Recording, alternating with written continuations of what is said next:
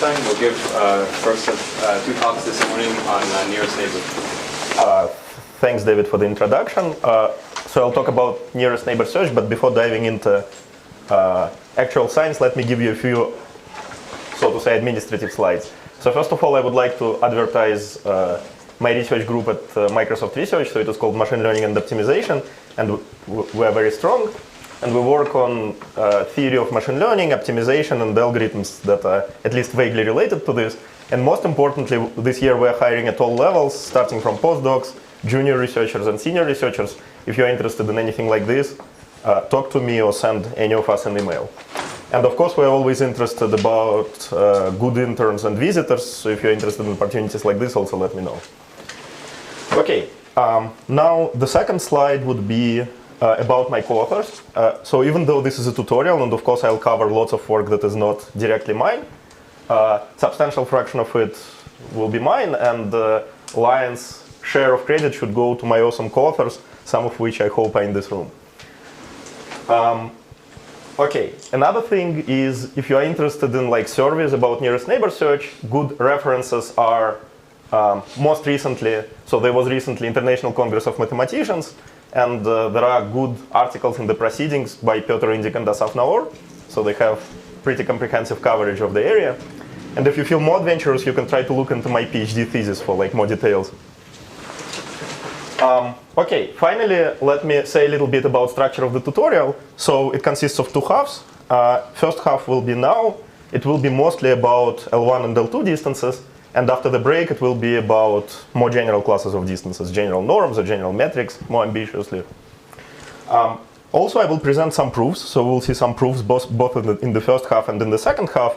But unfortunately, or maybe fortunately, I will also have to hand wave a good amount because some proofs are pretty technical. But I hope even like high-level intuition might be useful for you. So this is the outline of the first half of my talk. And let me start with some introduction. OK. So if we have some data, what do we do with it? Turns out that in many cases, we work with data as with some geometric objects. So an example, suppose that you would like to understand some tweets. So you have a data set of tweets, and then you want to do something about them. So then, for example, you can compute some geometric representation of it. The simplest would be bag of words.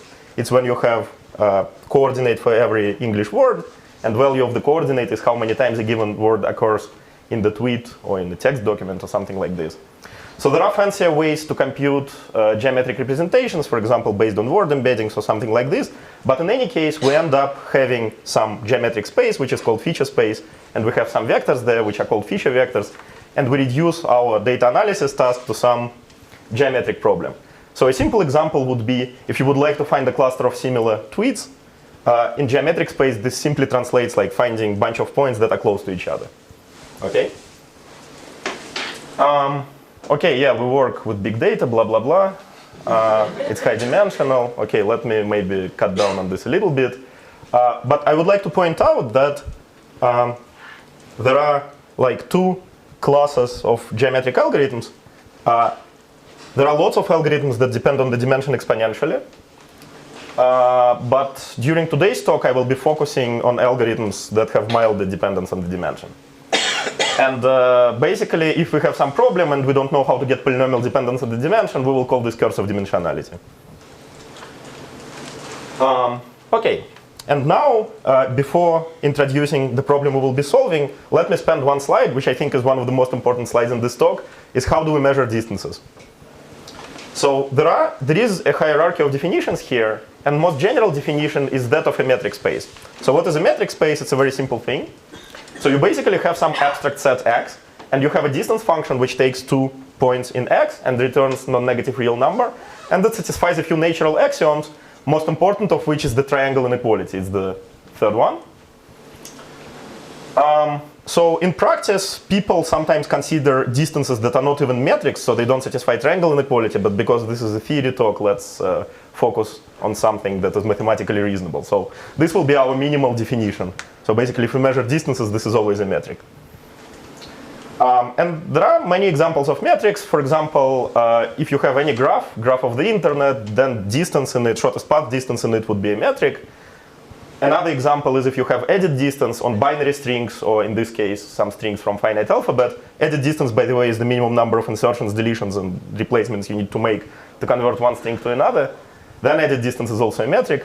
And then final example would be hyperbolic space. I'm not going to define exactly what it is. But, for example, two-dimensional hyperbolic space, like every point locally looks like a saddle point. And shortest paths there are like circles. So it is one of the examples of pretty beautiful geometry. So this is also a metric. So now the stronger definition of a distance would be that of a normed space. So normed spaces are like subsets of metric spaces. It's a like smaller class of metric spaces. And this is the definition. So now our set is not just some abstract set, it is some vector space, for example, finite dimensional real vector space RD. And norm is a function from this space to non-negative reals that again satisfies a few natural axioms, but now it should be consistent with the linear structure. So for example, if you take a vector and multiply by a number, norm changes in a controllable way. And norm always gives a metric. So basically to define distance between points, just take the norm of the difference of two vectors. Okay? And if you think about RD, norms there correspond exactly to centrally symmetric convex bodies. So in one direction, the definition is pretty obvious. If you have a norm, just take the unit ball of it. And this will be convex bodies. It is easy to see, also centrally symmetric. In the opposite direction, the reduction works like this. If you have centrally symmetric convex body, and if you want to measure norm of some vector, for example, for this vector, norm will be around 2, because if you divide it by 2, you will hit the boundary. And this is one-to-one definition. So if you think about general norm spaces, you're actually thinking about general centrally symmetric convex bodies in RD. So then the third definition, even more restrictive, is symmetric normed space. It's basically when your normed space has a basis such that norm is invariant under coordinate permutations and sign flips. So for example, canonical example here would be LP norms. So LP norm is just sum of pth powers of the coordinates to the power 1 over p. So this is a norm if and only if p is at least 1. And people often consider L infinity norm, which is maximum of the absolute values of the coordinates. Clearly, these norms are symmetric, but there are also lots of other symmetric norms. And final example, even more restrictive, is Euclidean space. This is our favorite way of measuring distance. We measure distance like this in our three-dimensional space, and it has all the nice properties, and geometrically it is probably the nicest notion of distance you can imagine. And we will actually spend a good amount of time working with it today. Any questions about this? Okay, so this is roughly the hierarchy of ways to measure distance. In fact, it's much more nuanced, of course, but these are the main notions that will be important for us today. Okay, now let me define the problem. So I told you about this connection between data analysis tasks and geometric tasks, and this problem corresponds to a very simple data analysis task called similarity search. So similarity search is if you have data set of objects, you have a query object, and you would like to retrieve 10 or 1 object from the data set that looks as close as possible to your query. So if you pass to geometric representation, the problem becomes near neighbor search. And the problem is like this. You have n points in a metric space, P, so this is our data set, and then you have some distance scale R. So then you need to preprocess this data set, so to be able to answer queries like this very efficiently. So a query is just a point Q in the same metric space, and we would like to return any data point within distance R from it, so any data point within this ball. Any questions about the problem? So there is another way to formulate it. So instead of saying that I would like any point within distance R, I can say I just want the closest point. But basically, more or less, these two problems are equivalent, and this is just a little bit easier to think about. And parameters that we care about are space of the data structure. So basically, we have a data set, and we want to compute as little as possible auxiliary information that helps us to execute such queries very quickly. Also, query time, of course, is important. That's probably our main parameter. And also, you may want to care about things like preprocessing time and so on and so forth. But usually, at least from theoretical point of view, these two parameters are the most fundamental. So if you can understand trade-off between space and query time, oftentimes preprocessing comes for free, but not always. So we will focus mostly on space and query time today. And important special case, of course, when you don't have just a general metric, but instead you have nicer object, namely normed space. So you have RD with a norm, and you would like to solve exactly the same problem. So what do we know about this problem? Turns out that we know relatively little, and for a good reason, as we will see in a second. So first, trivial solution is to compute the answer naively. So basically, if we have a query, we just compute n distances to all the data points and return the best point. So this is too slow. We would like sublinear dependence on the number of points. We want something better than this naive solution.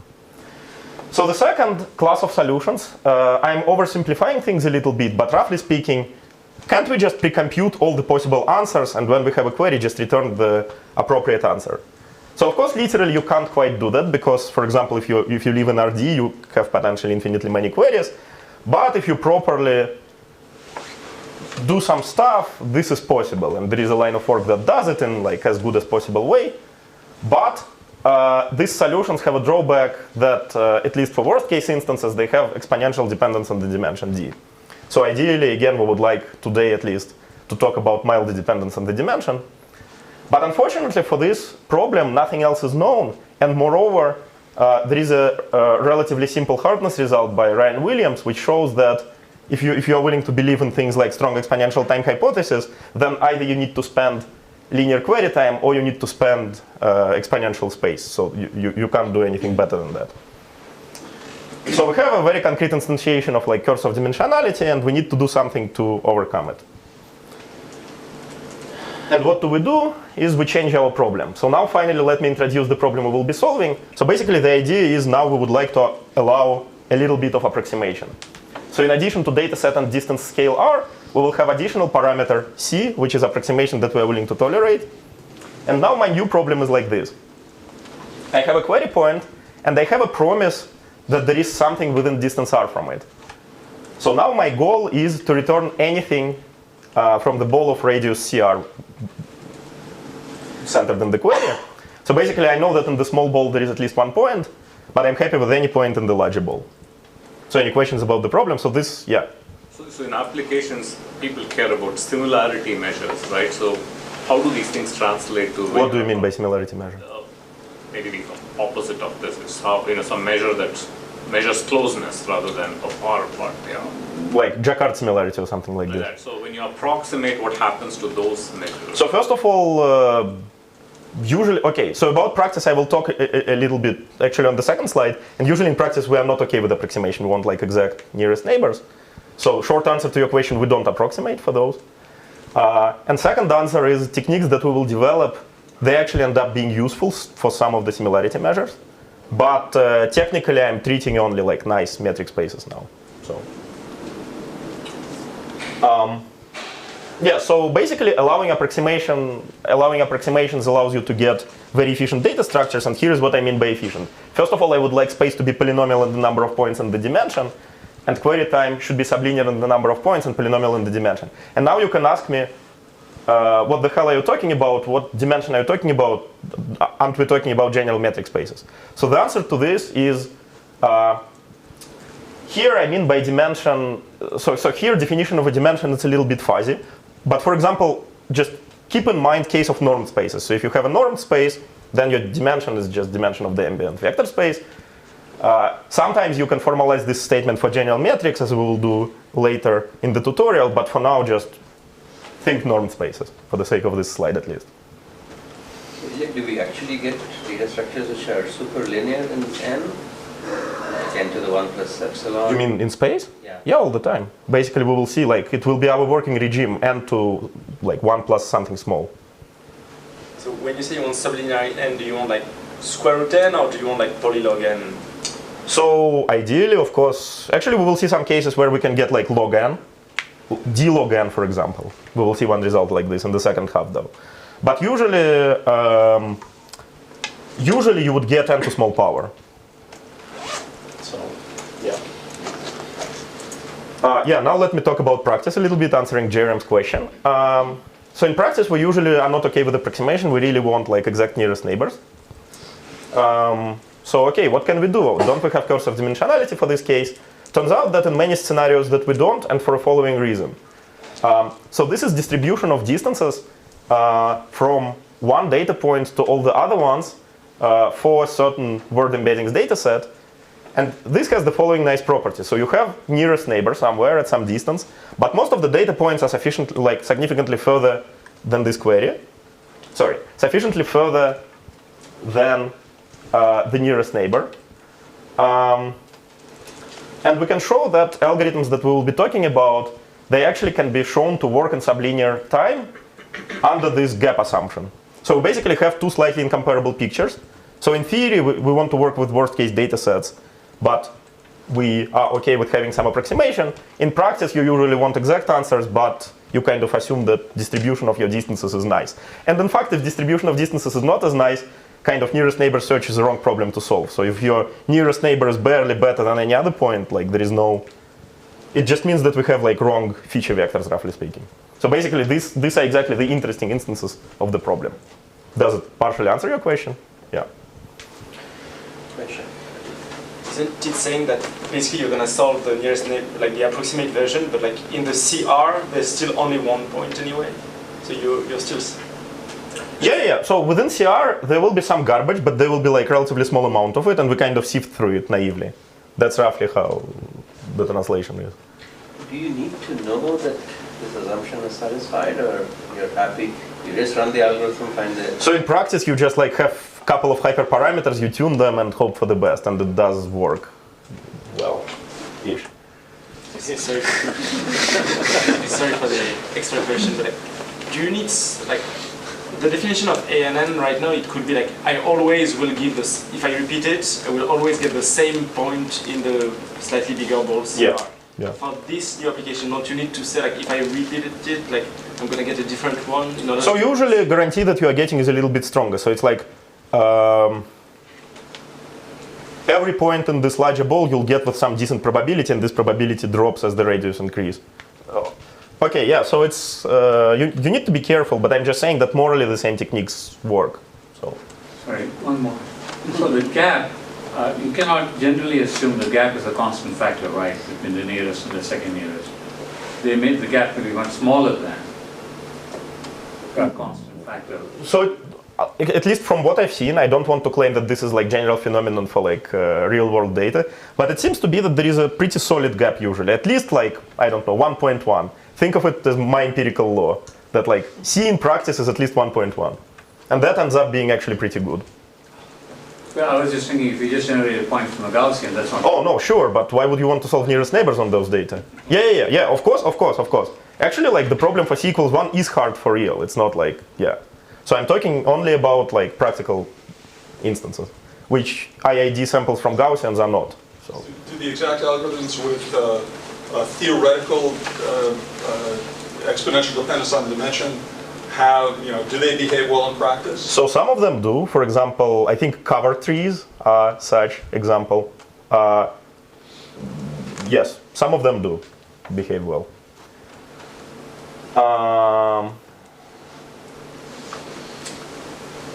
I was waiting for this question from you. Every time it's the same. Now you Sorry. can go. Great. So okay. So let's now turn into more technical discussion. And basically, philosophy of what I'm going to tell you today about is very simple. So there is something called a Voronoi diagram. It's a very nice object. So for example, on the plane, this gives you a partition of the plane into cells, such that basically, if you have a point from some cell, then nearest neighbor to it will be the fixed data point.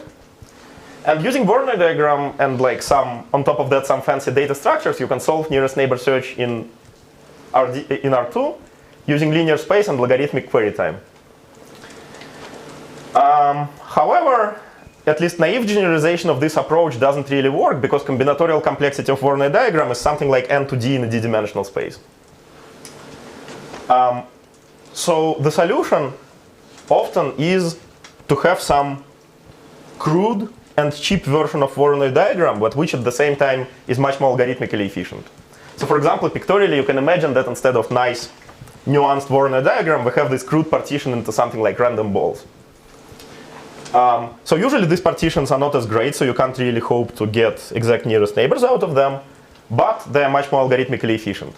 And there are many ways to formalize what do we want from these random partitions. In fact, I would like to emphasize that such random partitions are ubiquitous in theoretical computer science in many fields, in many like subfields of it, but usually you would like to require like 3 things. First of all, such partitions should respect small distances. So if you have 2 points that are very close, then they often should end up in the same part of the partition. Then for large distances, if you have 2 points that are far, they should be split pretty often. And finally, your pieces should be simple. So for example, it's nice when they're balls or some other simple pieces like this, so you can test against them in an algorithmically efficient way. And there are many ways to formalize this definition. For example, you might have seen something called padded decompositions, or like there are also other definitions, and they show up in like approximation algorithms, in geometry, in information theory, and again other subfields of theoretical computer science.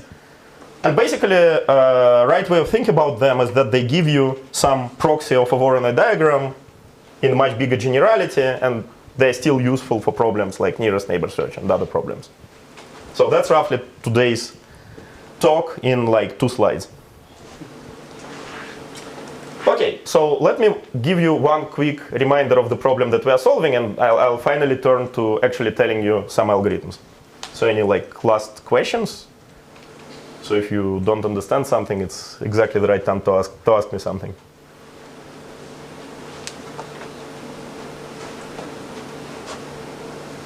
So you said the exact problem is hard, this n to the d. I mean, is there some hardness in terms of the approximation? Yes, there are recent results. So there is a paper at this talk by Aviad Rubinstein. Yes, so there are some results for approximate case, but I'll talk about them in the end of the first half a little bit. So maybe I'll be able to formulate the one for you. I have a question. Yeah. How do we want the algorithm to behave when the data doesn't satisfy the promise? So because you can always check your answer, right? We can assume always that either algorithm returns the correct answer or it like returns I don't know, like it fails explicitly. In the right amount of time? Like it okay, it's actually a good question. So I will answer it towards the end of the talk, but for now let's just say that we have fixed budget of the time, and after this amount of time we either want to say I don't know or return a point. But yeah, you are asking a very insightful question that I will address later. Let me also say that almost all the algorithms we will consider, with one exception, will be randomized, and randomization will be over preprocessing. So we want to say that for every fixed query, probability with probability 99% over preprocessing, we will return something good. Okay, now let me finally tell you some concrete algorithm. So the algorithm will be for the Hamming distance. So I want to solve approximate nearest neighbor search for Hamming distance. So a quick reminder, Hamming distance between 2 binary strings is the number of mismatches. Alternatively, it's the same as the L1 distance of the difference of corresponding 0, 1 vectors. So I would like to show you a result that gives these guarantees. So basically, space of my data structure will be space needed to store the data set plus this polynomial term. So it will be n to power 1 plus 1 over c, where c is the approximation. And query time would be dimension times n to 1 over c. So basically, the bigger approximation we are willing to tolerate, the better our space and query time will be. So it degrades gracefully as approximation comes closer and closer to 1. Since c is large, can you always just get rid of the d by just dimensionality reduction or something? Well, c doesn't have to be large. C can be 1 plus epsilon, right? Well, okay. So you don't want to apply. So yeah, you can decouple these terms. Okay, if you want to be pedantic, you can write something like d log n plus log n times n to power 1 over c. You can decouple d and. Okay, but also just replacing d with something smaller by. Well, you can't just replace d because you get d as an input, right? You need to do something with it, reduce dimension on it. Oh, okay. Yeah. So you can decouple these terms, but I want to present simple version that gives you exactly these guarantees. Yeah, you can do all these bells and whistles, but it's not really the best bound for Hamming distance, as we will see later. So there are ways to improve it beyond just decoupling, actually. So basically, the main technique here is very simple and natural. Probably, if I ask you to solve this problem, many of you would have come up with it. So the technique is coordinate sampling. So let's just take our d coordinates and sample k of them at random, where k is some parameter that we need to fix very carefully. And when you have a query, let's find all the data points that match the query exactly on the selected coordinates. So basically, intuition here is like this. So we would like to find a data point that matches our query approximately. But if this approximation is like very good, if actually like my data point is pretty close, it's reasonable to expect when I subsample coordinates, they will match exactly. And then after we retrieve all such data points, we just scan through them and find anything that is within distance CR from the query. So pictorially, we have something like this. So this is our query. This is our data set. These are the 3 coordinates that we sampled. And then we just find that this guy and this guy match the query on the subsampled coordinates exactly. And then we check all of them. So there is a tension here between 2 possibilities. If you set k to be too large, if you set k to be too small, then there will be too much garbage. You don't really filter out like irrelevant stuff. At the same time, if k is too large, then we are very unlikely to succeed. And so it turns out that there is a right way to set this parameter so that we get pretty good bounds, like on the previous slide. And by the way, retrieval of coordinates, retrieval of data points that match the query exactly can be done using like standard hash function, like CLRS 101 kind of thing. So let me analyze this algorithm. So first of all, what's the amount of garbage? So garbage is a point that is further than CR from the query. So basically, expected number of points like this that match the query after sampling, it's very easy. So there are at most n such points. And this is the probability that the point at distance CR matches my query at the k random coordinates. So this is just exact probability. OK, now I want to set k to be around log n. But basically, I'm setting k such that amount of garbage is around constant. So basically, I expect maybe 1 or 2 points that are too far from the query. OK, but if we have constant amount of garbage, then the query time of this data structure is merely d. Because after skipping possibly constant number of points, we actually end up having something that is within distance CR from it. However, we are not guaranteed that we will find anything at all. What if like everything good will be filtered out? So we need to lower bound probability of success. And the way to do it is to remember that we are guaranteed that we are given a point within R from the query. So what's the probability that this specific point at distance R will be in the same bucket? It is 1 minus R over D to power k. Then you substitute k from here. And basically, this ends up being like sufficiently small, but not too small quantity, actually. It will be something like n to power minus 1 over c. The query time does not involve a k, 2 to the k or something like that? Well, I mean, k, OK. I'm thinking of a parameter regime when k is smaller than d, right? Okay. So yeah, there is one implicit assumption here. But otherwise, no, you just like select appropriate coordinates in. Oh, no. Of course, we don't have 2 to k. We just take our query, choose these coordinates, and then do one retrieval in the hash table. So there is no exponential dependence on the k. Yeah. So basically, pictorially, we have something like this. We have a probability of collision with the query. So this is the plot when k equals 1. Then probability just decays linearly. For example, for distance r, it would be 1 minus r over d. For distance cr, it would be 1 minus cr over d. And when you increase k, basically slope becomes steeper and steeper. And then we set k such that here, for this far distance, we have probability 1 over n. It guarantees us that we have constant amount of irrelevant points. And then we just do the math and figure out that this probability is n to minus 1 over c. And in order to succeed with high probability, we just repeat the whole data structure n to 1 over c times. So is this analysis clear? It's like, it's one of the few proofs I will tell you today. So, all right. Let me repeat the overall algorithm so that we're all on the same page. So basically, the overall algorithm is, so you sample a bunch of random subsets of coordinates, n to 1 over c of them. So each subset is approximately logarithmic in n size. And then when you have a query, you would like to retrieve all the data points that match the query when restricted on some of the SIs. Okay? So this can be done using like a hash table. And we stop, so we start scanning through this list, and we stop as soon as we find something within distance CR from the query. And okay, so now let's see the space. So the space, first of all, you need to store the data set, and then you need to store n to 1 over c hash tables. Each of them is linear size. We store just ID of the points in the hash table. And for query time, you just query each hash table, and each query takes time d in expectation. Okay, any last questions about it? Yeah. Does it generalize to weighted Hamming distance? The way When you have Hamming distance with weights? Yes, but not directly, not this algorithm. Hamming distance you can embed into L1, and for L1 there are more general algorithms. But I don't know how to generalize this specific algorithm.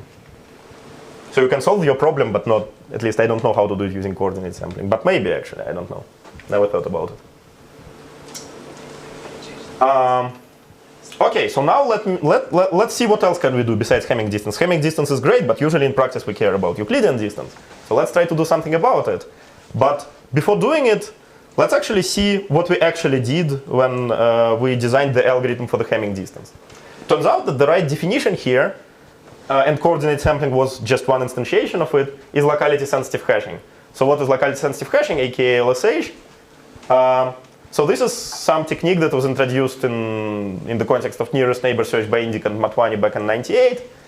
And the definition is like this. So it's a distribution over random partitions of my space. So it's distribution over partitions of my space, such that if my points are close, then they end up in the same part pretty often, with probability at least P1. And if the points are sufficiently far, then probability that they end up in the same part is at most P2, where P1 and P2 are two parameters of my family. And by the way, why this is called hashing? Because it's kind of the same, like partitions and hash functions, it's, yeah, at least for the sake of this problem, it doesn't matter. Because we only care about collisions. Is there a requirement saying that you should be able to find which part a point belongs to? Yes, yes, yes. So basically, when I'll show you how to use these things, there will be some steps. Yes. So it should also be tame algorithmically. So basically, pictorially, you have something like this. So you have random partitions, and you have, ideally, you would like your collision probability depend on the distance between 2 points, and then this just imposes restriction on 2 points on this plot. So this should be like as high as possible. This should be as low as possible. And the parameter that governs quality of such partitions is this slightly bizarre function, but it will be obvious to you why we should look at it in a slide. So this is ratio of logarithms of probabilities of collision, log of P1 over log of P2. So informally speaking, it like basically if the gap between P1 and P2 is large, then rho is small, and if rho is small, it's good for us, as we will see in a second. So basically here is a reduction which answers Madhu's question. So it was shown in the same paper. So if you give me LSH with parameters P1 and P2, then I can solve approximate nearest neighbor problem with like distances R and CR with the following guarantees. So basically my space would be n to 1 plus rho over P1, but usually P1 is like not too small quantity, so usually this doesn't matter much. So then my query time would be n to rho over P1. And then I would also need to store around n to rho partitions, and I would need to do n to rho point locations.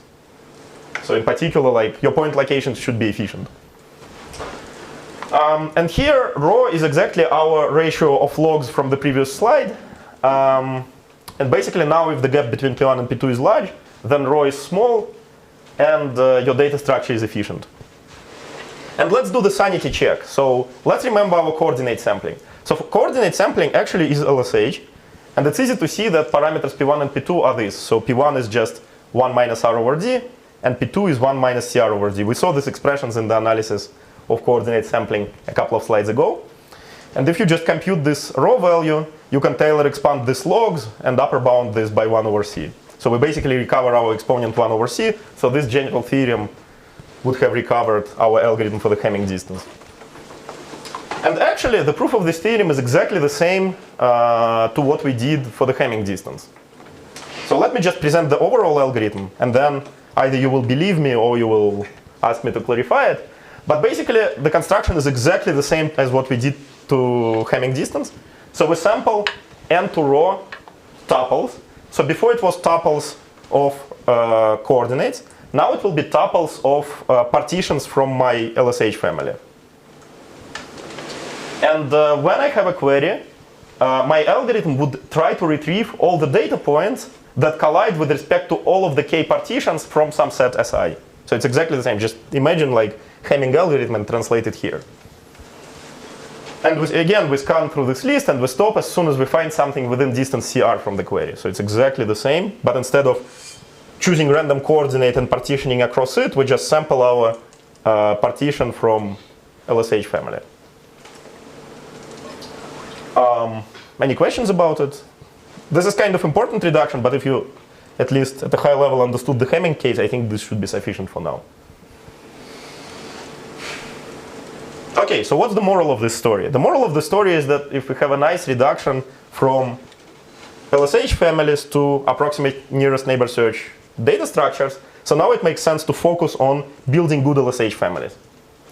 And basically, we already saw one of them, coordinate sampling for Hamming distance. And let me survey briefly the best constructions that we know.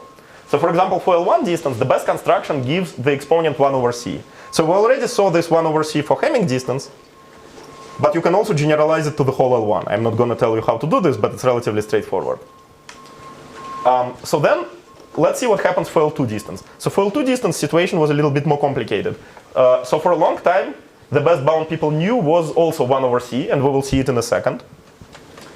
But then, in a paper of Andoni and Indig, they improved it to 1 over c square. So for example, for 2 approximation, this translates into query time something like square root n. And here, query time would be n to 1/4. So it's much better, quadratically better. And then you can ask, so what's the best space partition? What's the best space partition for L1 and for L2? Turns out that this bounds 1 over c, and 1 over c square is the best you can hope for. So this was proved by Matwani, Naur Panigrahi, and O'Donnell Wu Zhou. So basically, in the remaining time, I will show you how to get this bound and how to get this bound. But I will show you these bounds not for the whole L2, but only for the unit sphere. So it will be simpler, but again, it generalizes to the whole space. It's not really essential, this restriction. Yeah. So all these things, it's only about getting the right value of rho, but the template is the black box reduction is the same. Sorry, but? Going from LSH to the data structure, it follows the same template you showed earlier. Yeah, absolutely. So basically, just take these families and directly plug them in the reduction. So it's there are no difficulties there. Of course, you would like not only get a nice upper bound, but you want it to be algorithmically efficient too. But we will see that this is the case. Yeah. The lower bounds 1 over c and 1 over c squared, they work for every c, or like for c sufficiently big, or like? So in this paper, they work for every c. In this paper, for sufficiently big. Any last questions before I dive into building LSH families? So in the previous slide, like the slide right before this one, where you're doing rate reduction? Yeah. Yeah, this one. Is it all the sort of fancy data structure is on the red where you want to? No, this is just a hash table. This is just a simple hash table. Yeah. Basically, all the fanciness comes into building these partitions. But after you build them, it's just a hash table. It's exactly the same what we did to Hamming distance. So basically, the secret sauce is to have a good space partition. The 1 over c lower bound also holds for Hamming? Yeah. So 1 over, in fact, like we prove it for Hamming. This gives you 1 over c, but then it's also a subset of like L2, right? When you lose quadratically in the distance. So it like the whole thing is for Hamming here. Yeah. Okay, so let's see the construction for L2 space that gives suboptimal bound, but it's a very simple conceptual construction and it's very useful in practice. It's very practical actually. So it's called hyperplane LSH, also known as SimHash. This was done by Moses Cherikar in 2002, and for those who are experts in approximation algorithms, it's directly inspired by Gomans-Williamson rounding for Max Cut. So the idea is very simple. So let's just take our sphere and sample a random hyperplane passing through the origin, and this partition a sphere into 2 pieces. And this will be my space partition. So a more formal way of saying it, we sample a Gaussian vector, and then we partition according to the sign of the point and Gaussian vector. It's exactly the same as random hyperplane, because Gaussian vector gives you random direction uniformly. So what's the analysis of it? Very simple. So what's the probability that 2 points collide? For those who have seen Gomans-Williamson, for those who haven't, it's also simple. So this is exactly equal to probability to 1 minus angle between the two vectors divided by pi. For example, if your angle is pi over 2, then probability would be 1/2. If angle is 0, then it's 1. If angle is pi, it would be 0, right? And basically, I'm going to do this approximation here. I'll say that if angle is small, then angle is very close to distance. So I'll say that it's around 1 minus distance over pi. And then when you compute your raw value, again, you Taylor expand logs and you get 1 over c bound. But actually, you can do everything rigorously, and 1 over c would be an upper bound. No cheating here. It's just like to give you some flavor why 1 over c is the right answer. So this is a partition into just two pieces? Yes. And then you would need to choose capital K in the construction, so your partitions would be like tensor power of it. So this is just two pieces. So that's the whole thing. Like, we have this powerful reduction, just plug this result there. Okay, now let me show you optimal construction for Euclidean space. Again, I'm only going to do it for unit sphere. For the whole space, you need to work a little bit more. But I'll show you how to get for unit sphere 1 over c squared plus something vanishing. So originally this was done in a paper of Andoni and Dindik, and then later we simplified it for the unit sphere. It just ended up being a convenient tool for us. More on this later. So the construction is also very simple. Here the difficult part is the analysis. Construction itself is like completely natural thing. Basically take your sphere and sample t uniformly random points on it. T is a parameter. And then just take a Voronoi diagram of them, and that's your partition. So for example, if t equals 2, you recover random hyperplane. Imagine that you have two random points on the sphere, then its Voronoi diagram is just a hyperplane that is in the middle. So it would be random hyperplane.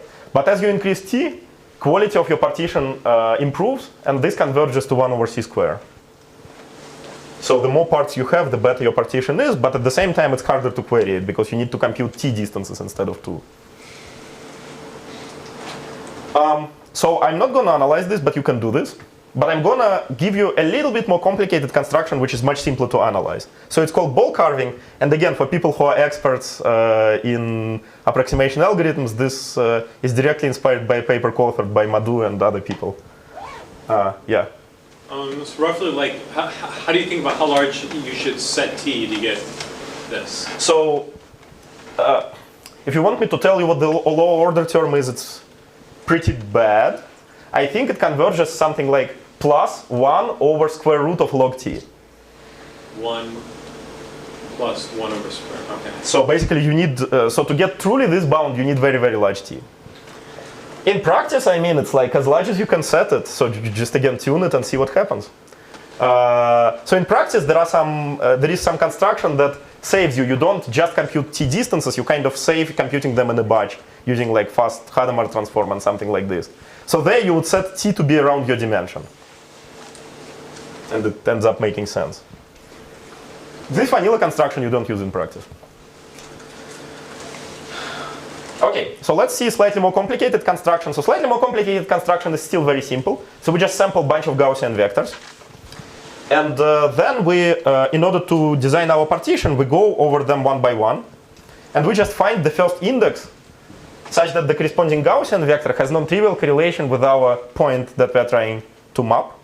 And this is our part. So let's analyze it. Analysis is actually pretty simple. Modulo sum, you'll see what.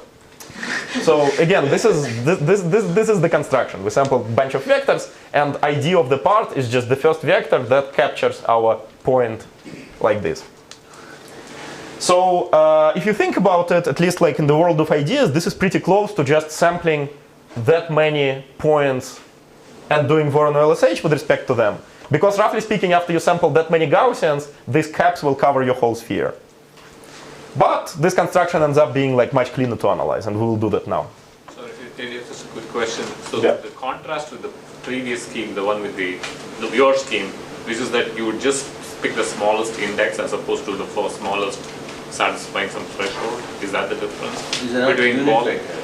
Yeah, so first of all, these are not unit vectors. Second, a priori, number of pieces can be a random variable, but it's sharply concentrated. So it's almost the same. There is no essential difference, but there is like cosmetical difference that makes it much easier. Okay, and I think in Madhu's paper in conference version, they did Voronoi LSH, and then for journal, they did ball carving, in fact. So it's not us who noticed it, of course. Okay, so let's analyze this. So this is the analysis, and let me explain what's written here.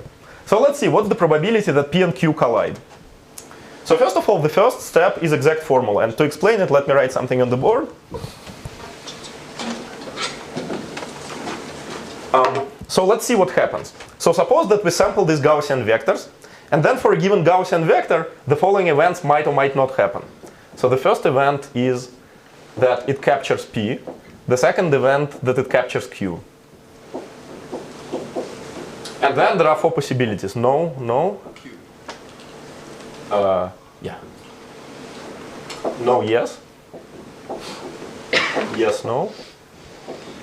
Yes, yes. So far, so good.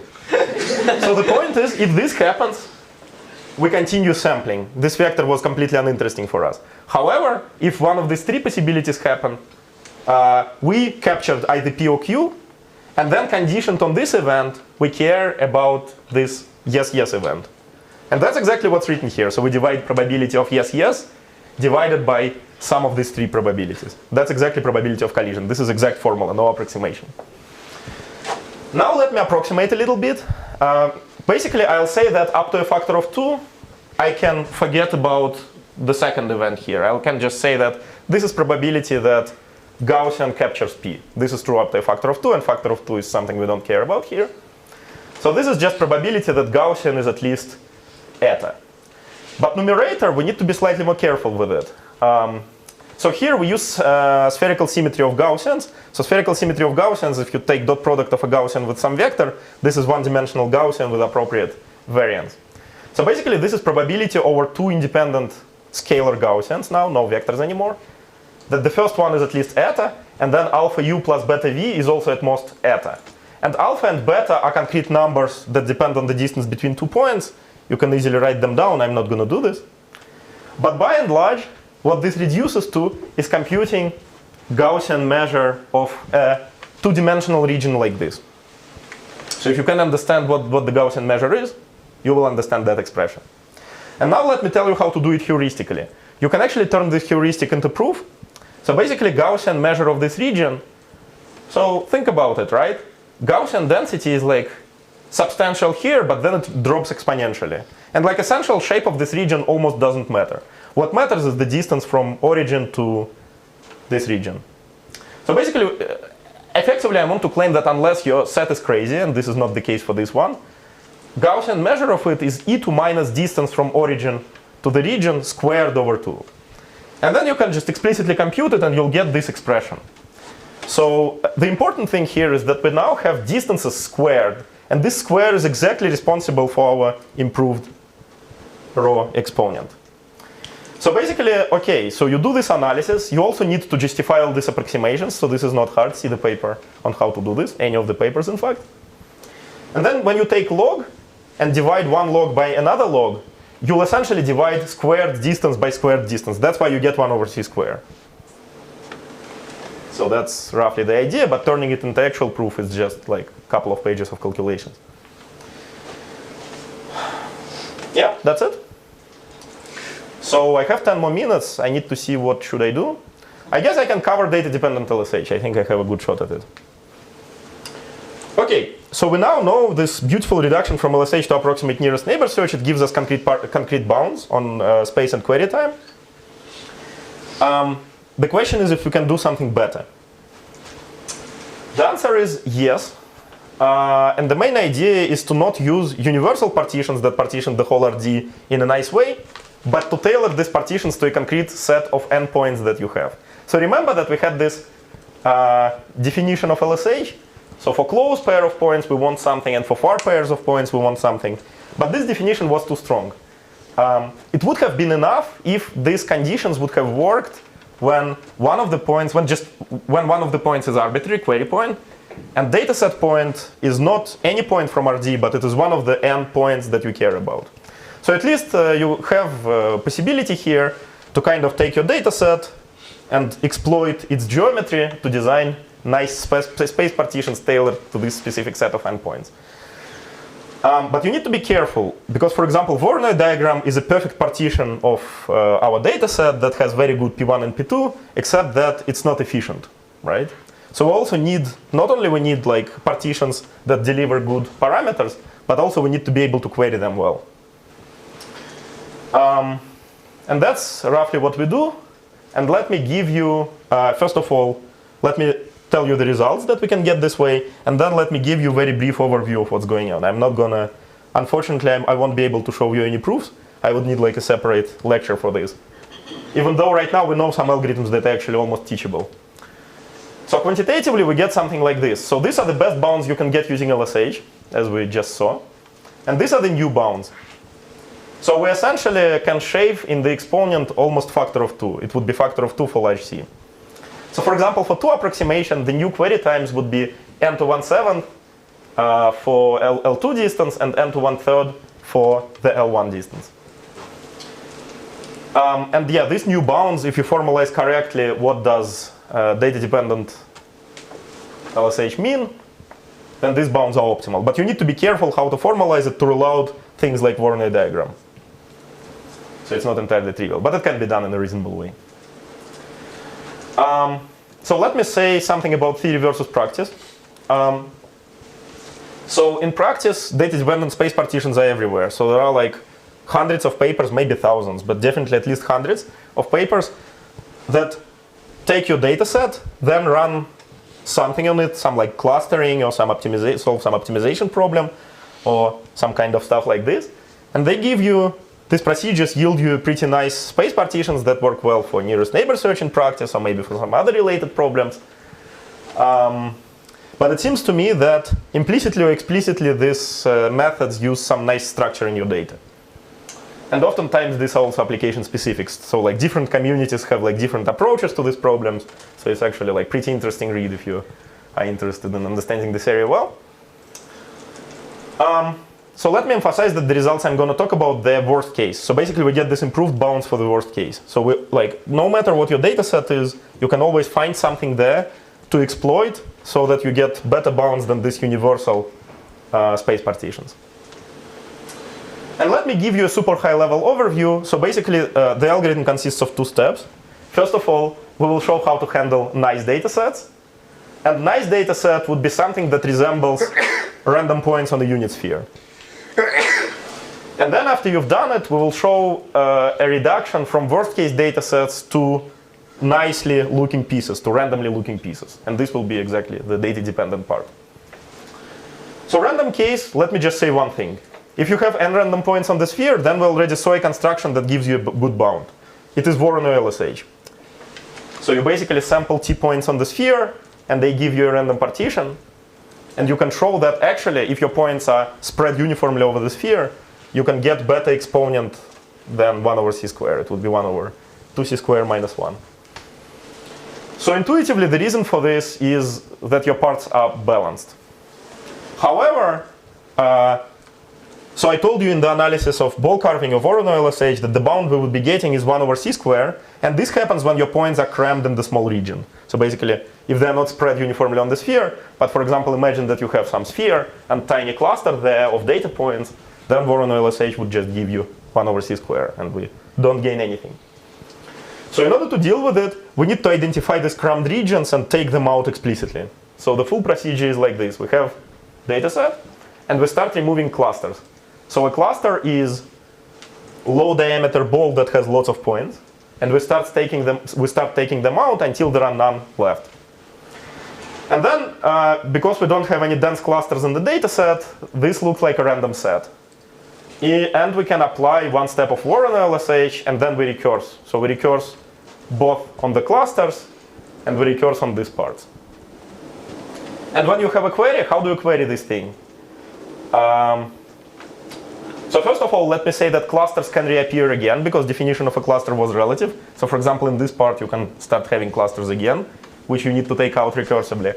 But when you have a query, you always query all the clusters, and you query one part of this Voronoi LSH partition. And overall, the structure of your algorithm is the following. So let me show you a picture, and then I can talk a little bit about it.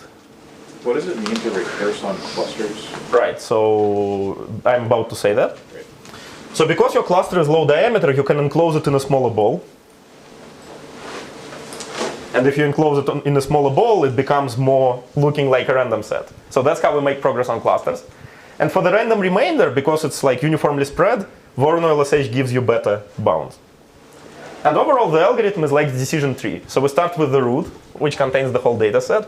Then we take out a few clusters. And then we have some random remainder, which we partition. And then we recursively apply the same algorithm to all the parts. And whenever we query all the clusters and one part in the random remainder. So query can go to several subtrees. Usually decision trees you just query along one branch. Here we might split, but at the end of the day we can control the extent we branch. And as before, so when we did LSH data structures, one data structure was not enough. We needed many of them to boost probability of success to 99%, and that's exactly the same thing that we do. So the final data structure here would be a bunch of random decision trees. Okay, so this was high level, but I hope that at least like there is some high level idea that has some value here. So now let me, okay, I have 2 minutes. Actually, I can cover these things. I think I'm doing a good job. So now it will be very brief. I'll just state some results. I'm not going to show you any proofs or even intuitions in the remaining few minutes. So one thing I would like to point out is this time-space trade-offs. So for now, I told you about one very specific relation between space and query time. So space was something of the sort n to 1 plus small power, and query time was n to the same power. But in principle, you can start asking how to trade one for another. Imagine that we are very limited in terms of space, and actually space usually in practice is much more limiting factor than query time. So imagine that I would like to store my data set and maybe a tiny index on top of it. Can I still get sublinear query time? Turns out that the answer is yes, and basically there is a way to trade space for the query time and vice versa. And for example, this is a specific trade-off you can get for 2 approximation. So I already shown you how to get this. So this is nothing else but n to 8/7 and n to 1/7 that you get from data-dependent LSH. But there is a way to interpolate all the way between space like this and subpolynomial query time. So this is like low query time regime, somewhat larger space. And this would be near linear space, but still sublinear query time. And there is a formula for this trade-off, but I can never remember it. I would need to look up the paper myself. So if I would write it down for you, I don't think you would find it too useful. But it's nice, smooth. So there is a handle that you can move, and it gives you the whole trade-off like this. So it matches data-dependent LSH in this balanced exponent regime. And we also show that in the restricted model of computation, it is optimal. So basically, if you're allowed to do only certain things, then this is the best trade-off you can get. But of course, if you don't restrict like this, then who knows, maybe you can do better. Actually, I wouldn't be shocked about it, and that would be amazing achievement, I think. And finally, let me cover a few miscellaneous points. Can I spend 1 more minute or something? Yeah, I think I should be fine. So the first is answering your question about exact guarantees that we are getting.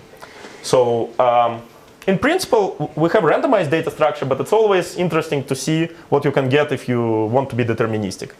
And pretty much the only result for L1 or L2 distances is this result by Peter Indik, who showed how to get 3 plus epsilon approximation in polynomial space and fast query time.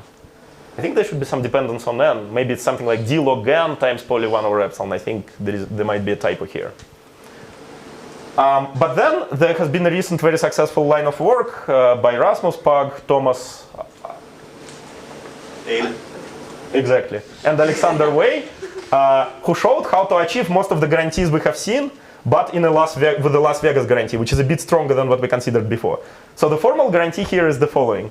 So I always want to return a correct answer. So I want to return point within distance CR with probability 1, no mistakes here. But now my query time would be expected. So it would be n to some power in expectation. And this guarantee is a bit stronger than the guarantee we considered. Actually, it implies it formally. So these results strengthen the results that I talked about. And one last remark is about closest pair problem. So that's partially answering David's question about lower bounds.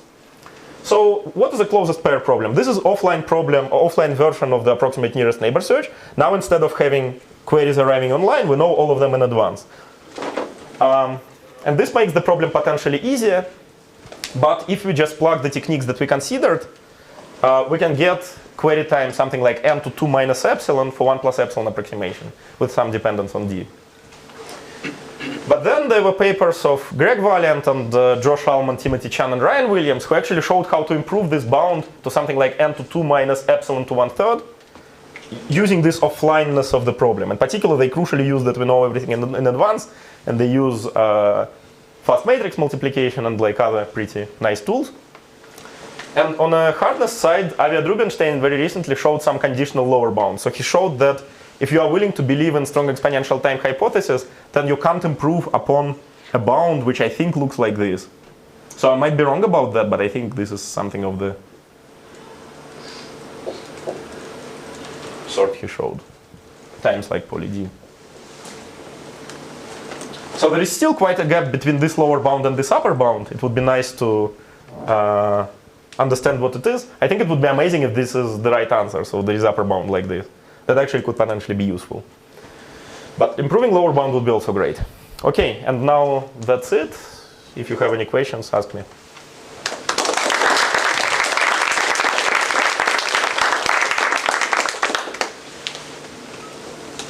So you showed how to improve LSH with that data-dependent LSH, but is there a way to get better without LSH basically, or is it like is there a formal connection saying like if you want to be data independent, the best you can do is LSH? What do you mean? Like how do you formalize data independent? If you formalize it, you'll say that that's. I mean, I don't see how to formalize it to make your question non-vacuous.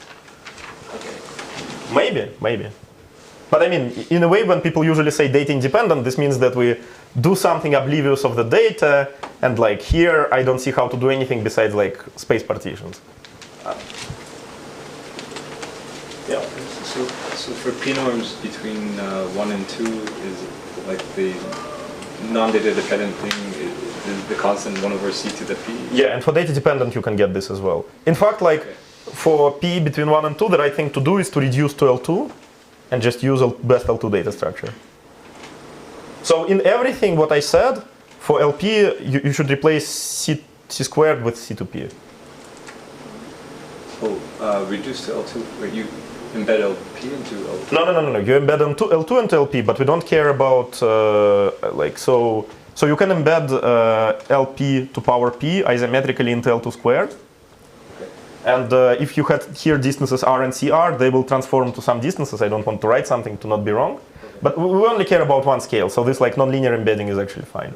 But just so I understand, so it's optimal for both data independent and data dependent, like upper and lower bounds for every p between 1 and 2? Yeah. So basically, yeah. Go on. Okay. How about the problem of building approximately a geometric graph where You mean spanners? What was that? You mean like geometric spanners or something like this? What graph do you want? Just like say for each point in the data, identify the closest neighbors at least approximately. So you want like k nearest neighbor instead of one nearest neighbor? Yeah, but for all points in the data. So if you want something for all points in the data, okay, let's ask your question first for k equals 1. Just connect to one closest guy. So at least in theory, the best way to do it would be to use this slide actually, right? So answer like many queries offline. Okay.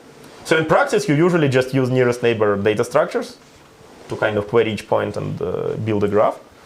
So now if you are talking about connecting to more than one point, I never covered this case. And actually, I don't fully know what is known about it. So yeah, I just don't know. But again, in practice, you would usually just build some index and start querying everything and then connect. Ken, you want to ask something? Well, in small dimension, you can do it in n log n. Yeah. By using your Sausage 97 paper or something like this? My PhD thesis. PhD thesis. Okay. I think you have this graph-based search paper. Yeah. That actually, I think that's the most. Actually, in fact, graph-based methods now have renaissance. So they in practice work well. So you might, yeah.